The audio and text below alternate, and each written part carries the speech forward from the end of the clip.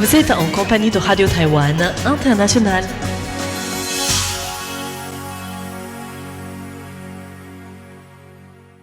Bonjour à toutes et à tous et bienvenue sur Radio Taïwan International. Voici le programme de ce jeudi 11 décembre 2025. Tout d'abord, Florian Dai vous présentera l'actualité taïwanaise du jour.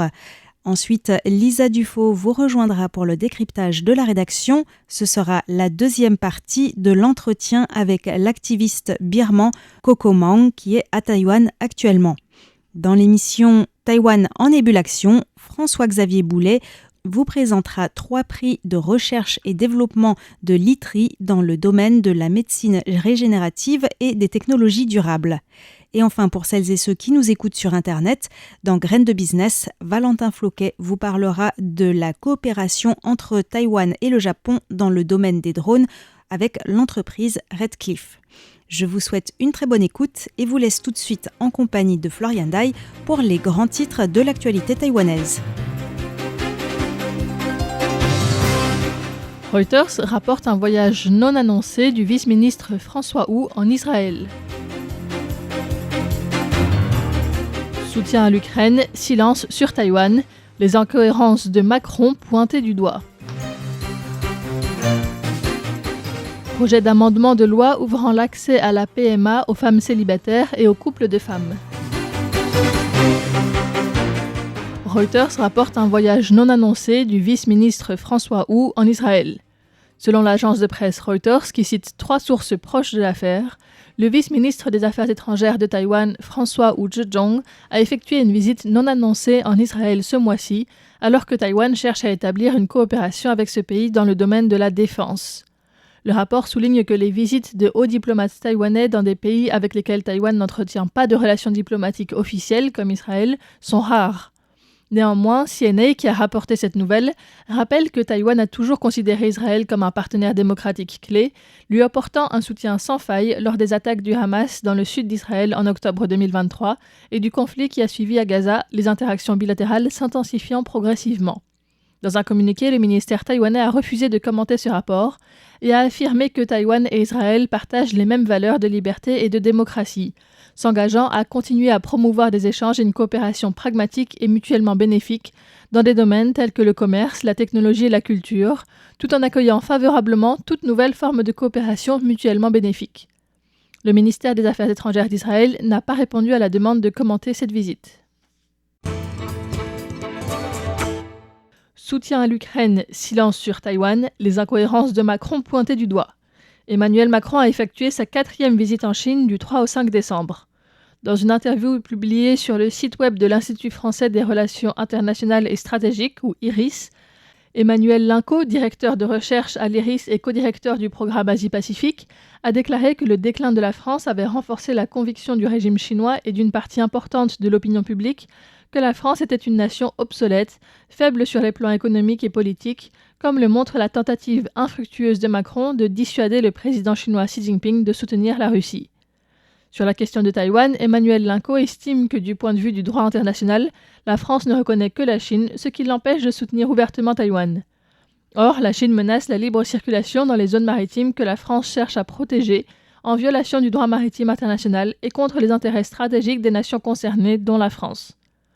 De plus, si la France défend haut et fort les droits humains en soutenant l'Ukraine, elle ne peut pas rester silencieuse sur Taïwan sans paraître incohérente. Elle sera confrontée à un choix crucial en cas de conflit ouvert dans le détroit de Taïwan, surtout si les États-Unis décidaient d'intervenir. La visite du président français visait à rééquilibrer le commerce bilatéral, mais Linco observe que peu de progrès ont été réalisés. Le chercheur soutient que la France ne peut pas faire grand-chose seule et qu'elle devrait s'appuyer sur des alliances au sein et au-delà de l'Europe, en particulier dans les domaines critiques de transfert de technologie. Si la Chine refuse, la France doit être prête à prendre des mesures décisives, telles que l'imposition de droits de douane sur des produits chinois ou l'exercice de pression dans certaines zones maritimes, avec le soutien du Japon et de la Corée du Sud. Projet d'amendement de la loi ouvrant l'accès à la PMA aux femmes célibataires et aux couples de femmes. Le yuan exécutif a approuvé aujourd'hui le projet d'amendement à la loi sur la procréation médicalement assistée, ou PMA, élargissant l'accès aux femmes célibataires âgées de 18 ans et plus et aux conjointes de même sexe. Jusque-là, une femme devait être mariée avec un homme et avoir l'approbation de son mari pour pouvoir avoir recours à la PMA. Plusieurs groupes de défense des droits des femmes ont salué ce projet d'amendement. Huang Shuing, présidente de Taiwan Women's Link et ancienne députée, a également exprimé son soutien aux amendements proposés. De nombreuses femmes ont congelé leurs ovocytes, mais sans cet amendement, celles qui restent célibataires et qui n'arrivent pas à tomber enceintes n'auraient pratiquement aucune possibilité d'utiliser leurs ovocytes congelés pour concevoir un enfant qu'elles désirent. Ainsi, l'adoption de cette loi répond aux besoins des femmes et leur permet l'autodétermination, ce qui est louable. Ce projet met l'accent à la fois sur la liberté reproductive des femmes et sur l'intérêt supérieur des enfants en imposant des évaluations préalables à la procédure concernant le bien-être des enfants. Huang Shenpin, secrétaire général de l'Association taïwanaise pour la promotion des droits des familles LGBT, a exprimé son inquiétude quant aux compétences des évaluateurs et leur conscience de l'égalité des sexes pour comprendre que la structure, la taille et la composition des familles n'ont aucun rapport avec la santé des enfants, se rappelant des fausses informations et des préjugés homophobes entendus lors de rapports précédents. Le projet du gouvernement élargit également le droit de connaître ses origines biologiques pour le don des gamètes. Actuellement, quelques informations sont accessibles en cas de mariage, adoption ou maladie grave, afin de vérifier l'absence de consanguinité ou d'antécédents médicaux. Les amendements indiquent que les personnes ayant recours à la PMA auraient le droit de connaître à l'avance la nationalité, le groupe sanguin et la couleur de peau du donneur. Quant aux enfants issus de ces dons, lorsqu'ils atteindront l'âge adulte, ils pourront obtenir des informations supplémentaires avec le consentement du donneur. Les autorités de lutte contre la fraude posent des conditions d'un déblocage de Red Note à Taïwan. Le ministère de l'Intérieur taïwanais a annoncé le 4 décembre dernier la suspension provisoire pour une année du réseau social Red Note, Xiaohongshu en mandarin, mettant en avant des risques en matière de cybersécurité et d'escroquerie en ligne. Le vice-ministre de l'Intérieur, Ma Shiyuan, a déclaré aujourd'hui que 2 conditions étaient essentielles pour la levée des restrictions concernant Red Note, à savoir un renforcement de la cybersécurité et l'établissement par Red Note de canaux de communication avec le gouvernement taïwanais. Si Xiaohongshu fait la demande de s'implanter à Taïwan, son approbation ne relève pas de la compétence du ministère de l'Intérieur. Xiaohongshu doit donc passer par la commission ministérielle des affaires continentales, par le ministère du numérique et par le ministère de l'économie. Comme Xiaohongshu est financé à 100% par des fonds chinois, en cherchant à s'implanter à Taïwan ou à établir un représentant à Taïwan, Xiaohongshu se heurte à des restrictions légales. Même le canal de communication que nous exigeons relève de l'impossible pour Xiaohongshu.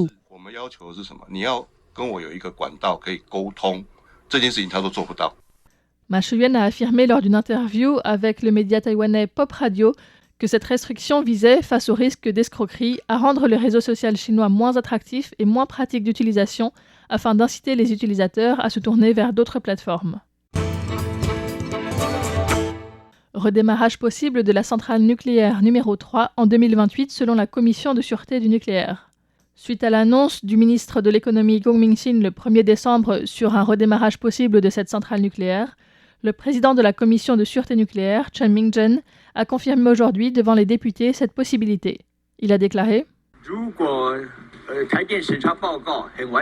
Si le rapport d'examen de Taipower est complet, que leurs réponses aux questions de la commission d'évaluation sont rapides, que nos inspections sur place ne révèlent aucun problème et qu'aucun composant majeur ne doit être remplacé, alors c'est certainement possible. » La Société nationale d'énergie Taipower doit présenter à la Commission un rapport des inspections internes de sécurité et un plan de redémarrage. En ce qui concerne les questions environnementales, le président de la Commission a répondu que la Commission évaluera l'impact des radiations et que pour les autres aspects, il incombe à Taipower de demander une évaluation environnementale au ministère de l'Environnement. Le ministère du Travail annonce des primes aux entreprises de moins de 30 salariés pour le congé parental flexible. Le congé parental flexible entrera en vigueur le 1er janvier 2026 et permettra aux travailleurs de prendre des congés à la journée pour s'occuper de leurs enfants. À ce jour, les employés ayant des enfants de moins de 3 ans peuvent prendre jusqu'à 2 ans de congé parental. Ils ont droit à une allocation de 80% de leur salaire pendant 6 mois. Cependant, le congé doit être pris par tranche d'au moins 1 mois et de nombreux travailleurs hésitent à en faire la demande par crainte que cela nuise à leur carrière. Dans le cadre du nouveau régime de congé parental, les employés pourront demander jusqu'à 30 jours de congé par tranche d'une journée et par enfant de moins de 3 ans, sans dépasser les 2 ans de congé parental. Afin d'encourager les employeurs à autoriser ces demandes de congé à la journée, le ministère a alloué 500 millions de dollars taïwanais, soit 13 millions d'euros, en subventions. Une partie de ces subventions sera dédiée aux entreprises de moins de 30 salariés. Une prime de 1000 dollars taïwanais, soit 27 euros par jour de congé et par salarié, sera versée par le ministère. Le financement de cette prime proviendra du budget des services publics. Le forum Taipei-Shanghai va avoir lieu en décembre. Le conseiller municipal de Taipei, Zheng Xianying, a annoncé hier que le forum Taipei-Shanghai se tiendra à Shanghai du 27 au 28 décembre. La commission des affaires continentales indique avoir accompli l'examen du dossier et conseille à Taipei de se concentrer sur les échanges municipaux et de déclarer à l'avance tout changement d'agenda. La municipalité de Taipei a indiqué que les procédures étaient entrées dans la phase finale de confirmation administrative. Le forum initialement prévu en septembre de cette année avait été reporté.